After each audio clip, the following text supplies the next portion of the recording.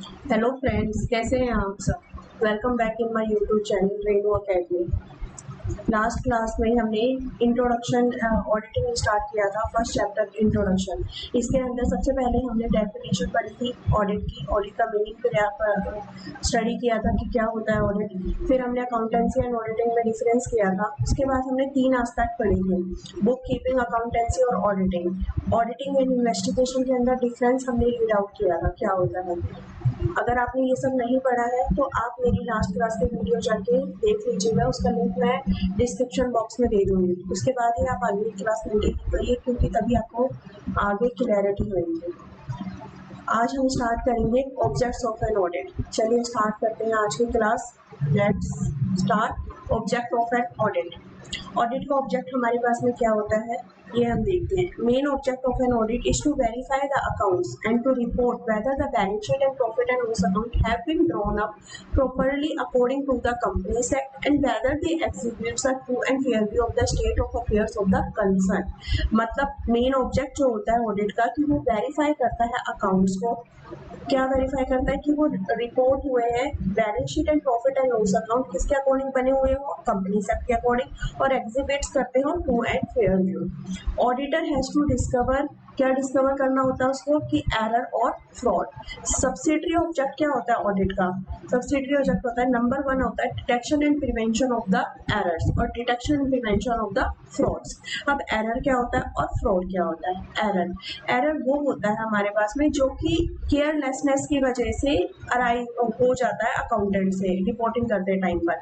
मतलब कि वो जानबूझकर नहीं करते, केयरलेसनेस की वजह से हमारे पास में एरर हो जाता है, गलती हो जाती है एंट्री पास करते हुए, जर्नल एंट्रीज जर्नल से लेजर में पोस्ट करते हुए, ये हम एरर गलती, इसको हम एरर कहते हैं। उसके बाद में फ्रॉड, फ्रॉड क्या होता है, फ्रॉड इन्वॉल्व सम इंटेंशन, मतलब उसमें कुछ इंटेंशन होती है, मतलब जानबूझ कर करा जाता है to gain out of the manipulating the records, records को मैनिपुलेट करके वहां से कुछ बेनिफिट, कुछ गेन लेने के लिए जानबूझकर हमारे पास में फ्रॉड किया जाता है। ठीक है, यानी कि समझ आ गया है फ्रॉड में डिफरेंस क्या होता है। एरर जानबूझ के नहीं किया जाता और फ्रॉड जो होता है वो इंटेंशनली किया जाता है। ठीक है, नेक्स्ट आता है इसमें हमारे पास में टाइप्स ऑफ एरर। एरर कितने टाइप्स के होते हैं ये आपने एक जगह और किया था, याद करो कहाँ पे किया था, 11 क्लास में किया था हमने, अकाउंट्स में रेक्टिफिकेशन ऑफ एरर करके, वहां पे हमने एंट्री पास की थी इसके। ठीक है, अब ऑडिटर ये कैसे डिस्कवर करेगा कि किस टाइप का एरर है और वो कैसे प्रिवेंट कर सकते हैं, कैसे डिटेक्ट करेगा ऑडिटर। ठीक है, ये हम देखेंगे इसमें। एरर कितने टाइप्स के होते हैं, 3 टाइप्स के होते हैं। ए नंबर आता है हमारे पास में क्लरिकल एरर, उसके बाद आता है एरर ऑफ प्रिंसिपल, देन आता है हमारे पास में कंपनसेटिंग एरर। ठीक है, नंबर 1 क्लरिकल एरर क्या होता है। क्लरिकल एरर हमारे पास में वो होता है, उसमें क्या करते हैं, रॉन्ग पोस्टिंग हो जाता है, or those which result on account of the wrong posting की वजह से होता है, जो कि हमारे पास में क्या हो गया, रॉन्ग अकाउंट में चला गया, रॉन्ग टोटल हो गया, रॉन्ग बैलेंसिंग हो गया। ठीक है, इसके अंदर इसको भी हमने 2 पार्ट में डिवाइड करा है, error of omission, error of commission. Error of omission मतलब होता है कि हम भूल गए ट्रांजेक्शन को प्रॉपरली पोस्ट करना, या तो कंप्लीटली भूल गए या फिर पार्शली हमने भूल गए रिकॉर्ड करना बुक्स ऑफ अकाउंट्स में। जैसे कि हमने गुड्स परचेज करे नरेंद्र से, ठीक है, ना तो हमने परचेज की एंट्री पास करी, ना ही हमने क्रेडिटर का अकाउंट में पोस्ट किया। ठीक है, दोनों अकाउंट में अगर हम दोनों ही एंट्री करना भूल गए तो इसमें ट्रायल बैलेंस को अफेक्ट नहीं करेगा, लेकिन पार्शली हमने एक तरफ तो डेबिट कर दिया और दूसरी तरफ हमने क्रेडिटर बुक नहीं करा, तो इसमें क्या होएगा, हमारा ट्रायल बैलेंस अफेक्ट कर जाएगा। नेक्स्ट आता है error of commission. Error of commission हमारे पास में क्या होता है, take place when some transaction incorrectly recorded in the books of accounts. ये तब होता है जब कुछ ट्रांजेक्शन जो होती है वो गलत रिकॉर्ड हो जाती है बुक्स ऑफ अकाउंट्स में, जैसे कि हमने रॉन्ग बैलेंसिंग कर दिया अकाउंट्स का। Error in writing the amount in the accounts, accounts में अमाउंट लिखते हुए हमारे पास में गलती हो गई, जैसे 100 रुपए लिखना था हमने 107 लिख दिया। ठीक है, सेम अमाउंट को हमने 2 बार लिख दिया अकाउंट के अंदर, रॉन्ग साइड में हमने पोस्टिंग कर दी, डेबिट में करना था क्रेडिट में कर दिया, फिर क्रेडिट में करना था डेबिट में कर दी। उसके बाद में पोस्टिंग इन वन अकाउंट, एक अकाउंट में कर दी, लेकिन दूसरी साइड पे करना हम भूल गए, दूसरे अकाउंट में हमने की नहीं।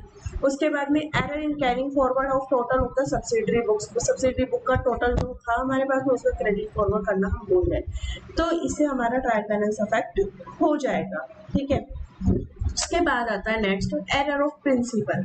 एरर ऑफ प्रिंसिपल क्या होता है? प्रिंसिपल मतलब जो हमारे फंडामेंटल प्रिंसिपल होते हैं ना, वो हमने फॉलो नहीं करे, उनको फॉलो करे बिना हमने बुक कीपिंग कर दी, अकाउंटेंसी एंट्री पास कर दी। जैसे कि कैपिटल एक्सपेंडिचर था हमारा, हमने उसको रिवेन्यू एक्सपेंडिचर में दिखा दिया, या फिर रिवेन्यू एक्सपेंडिचर था उसको हमने कैपिटल एक्सपेंडिचर में दिखा दिया। एक्सपेंडिचर तो दिखा दिया, फंडामेंटली हमने प्रिंसिपल गलत कर दिया।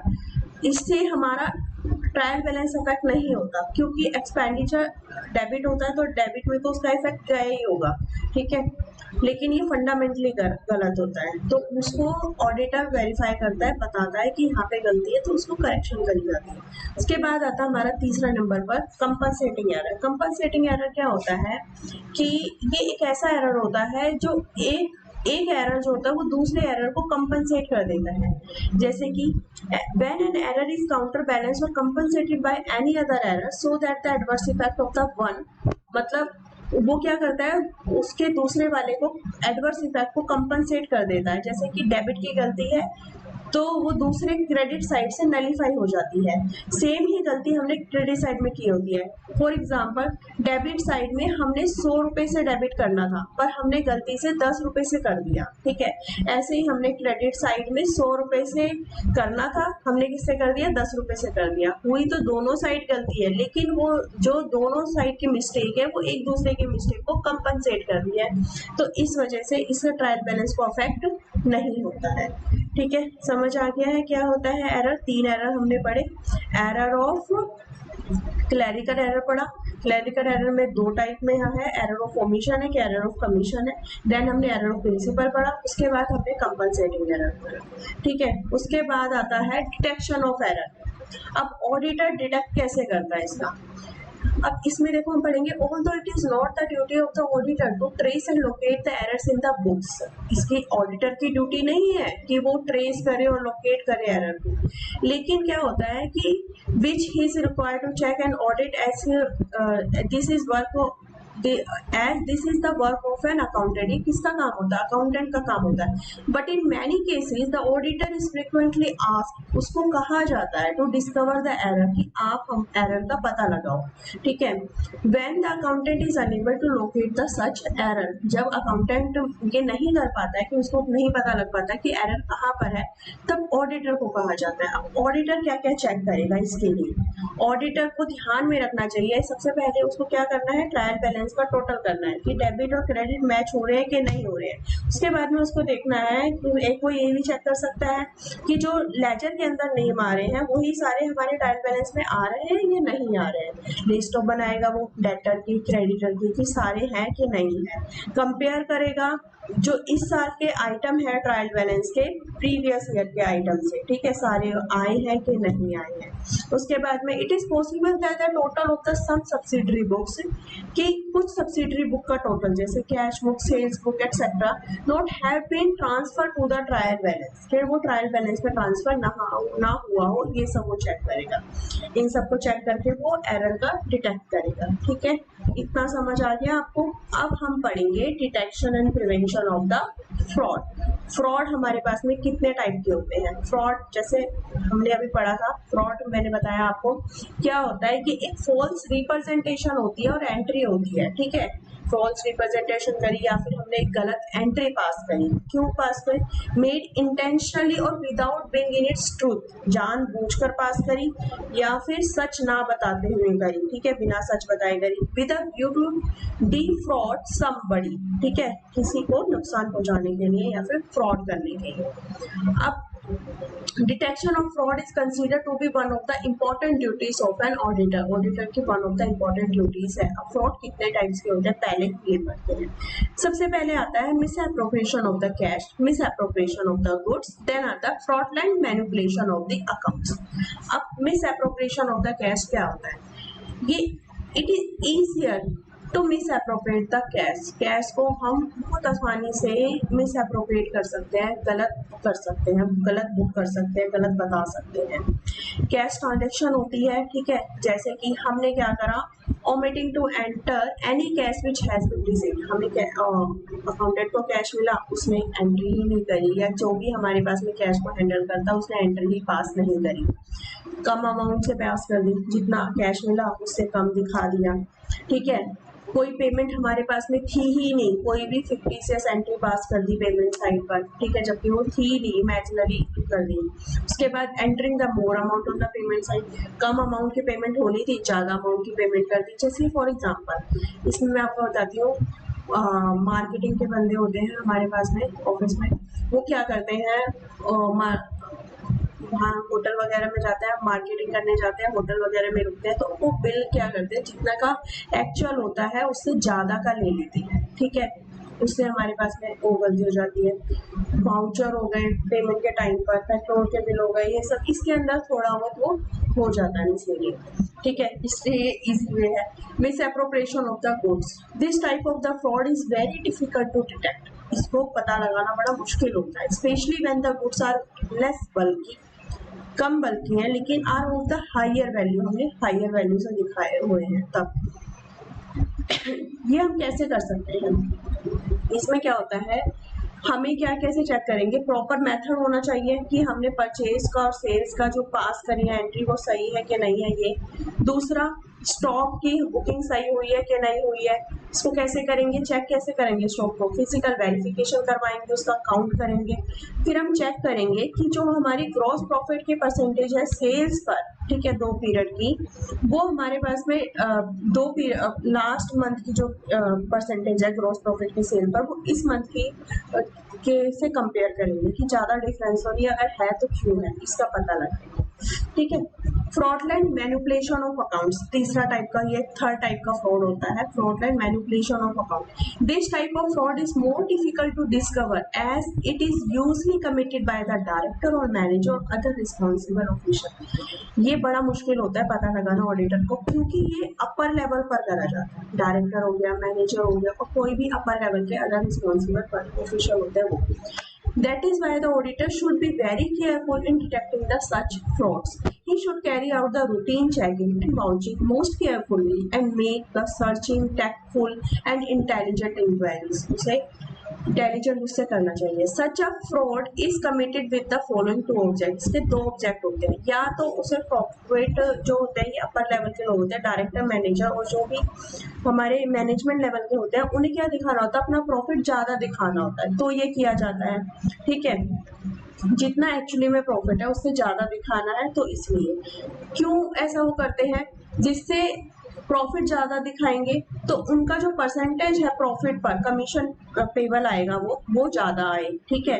या तो फिर उनको क्या करनी है, अपनी पोजीशन को बेटर दिखाना है, क्यों, क्योंकि उन्हें लोन लेना है, बैंक से लोन लेना है, बैंक लोन क्यों देगा, वो पहले प्रॉफिटेबिलिटी स्टेटमेंट चेक करेगा ना कंपनी की, तो इस वजह से वो ज़्यादा प्रॉफिट दिखा देते हैं। दूसरा, to attract the more subscriber for the sale of the share of the company, company के शेयर को सेल करने के लिए, मोर सब्सक्राइबर को अट्रैक्ट करने के लिए भी ऐसा कर सकते हैं, ठीक है।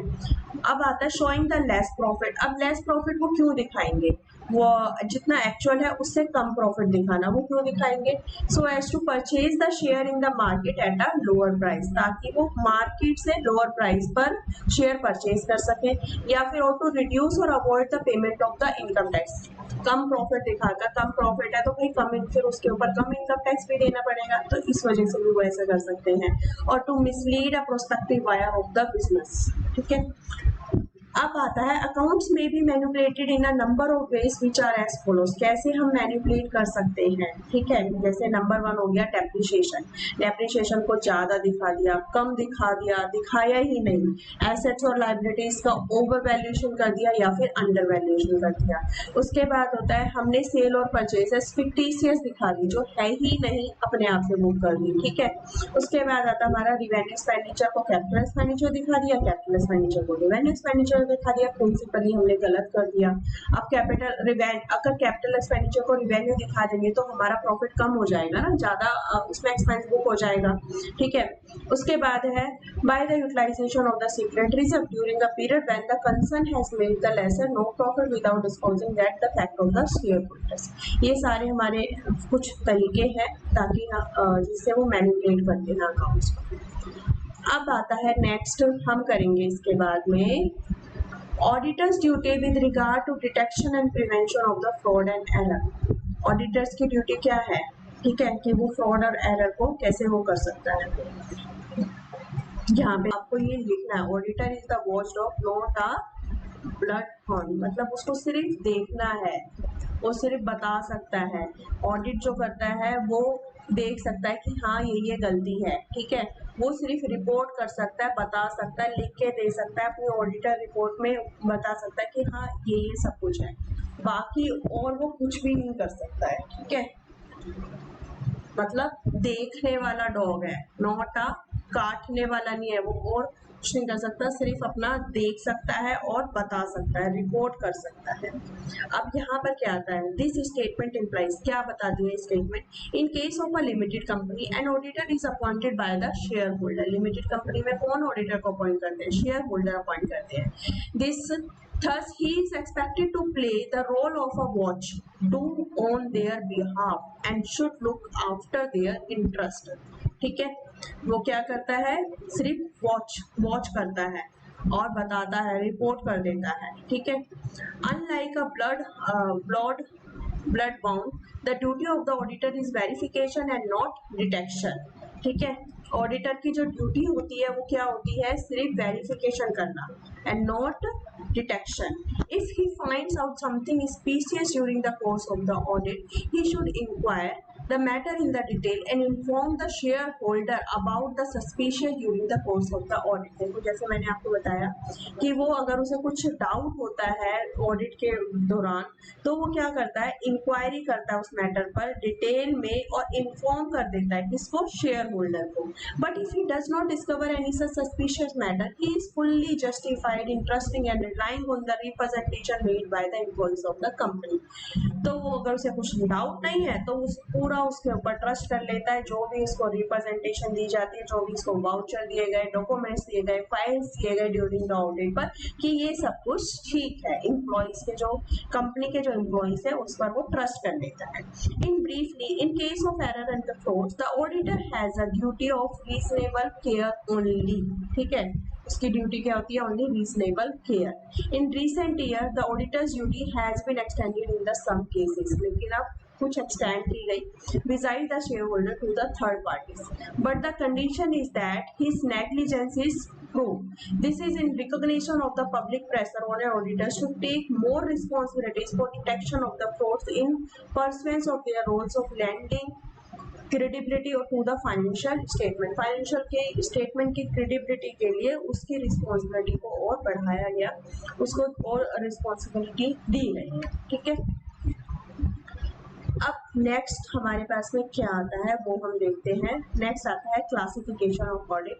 ऑडिट की क्लासिफिकेशन करेंगे, पर ये हम करेंगे नेक्स्ट क्लास में। आज हम सिर्फ इतना ही पढ़ेंगे जितना हमारे पास में अभी मैंने जितना आपको बताया। ठीक है, आज हमने क्या क्या पढ़ा, ऑब्जेक्ट ऑफ ऑडिट पढ़ा, ऑब्जेक्ट ऑफ ऑडिट में डिटेक्शन प्रिवेंशन ऑफ एरर पढ़ा, एरर और फ्रॉड पढ़ा। ठीक है, आप इसको रीड आउट कर लीजिएगा, इसको वीडियो को सुनिए और अपनी बुक से सिंपली आप रीड करिए, आपको समझ आ जाएगा। ठीक है, कोई डाउट कोई कुछ भी समझ नहीं आता आप मुझे कमेंट करिए, मैं उसका रिप्लाई करूँगी। Okay, thank you for this class, मिलते हैं नेक्स्ट क्लास में।